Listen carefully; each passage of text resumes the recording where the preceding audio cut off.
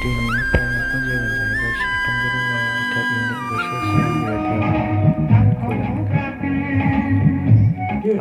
बाथ्राखौ नोजोर बोनानै जों दुलाराय बर' फरायसा आफादा दिनै जोंनि गेलेनायनि गेजेरजों बेखौ होनाय जादों। दा ओंखायनो मानगोनां गेलेगिरि मानगोनां बेवहाय बिथांमोन दङ आं साबायखर बावदों। जोंनि गेजेराव गोबां बेवहाय गार्जेनफोर दङ समाज सिबियारि दैदेनगिरि माखासे समनि प्रयोजन जादों आरो बिटिआरनि गासै दफाफोरखौ मावफुंनायनि बेलायाव पलिटिकेलि माखासे बेकिंनि माखासे बाथ्रा फैदों। जियानो जाया मानो सम आरो थासारिखौ नोजोर बोनानै आथिखालाव बिटिआरनि गेजेर मोनसे थासारिखौ नोजोर बोनानै जोंनि गेजेराव आरोबाव बेबायदि जयै खौसे नाजायोब्लासो बे गासै हाबाफारिफोरखौ जोङो जोंनि गेजेराव मावफुंनो हागोन। जोंनि बर' हारिखौ बुहुमाव गेरेमसा हारि गायसननो हायो।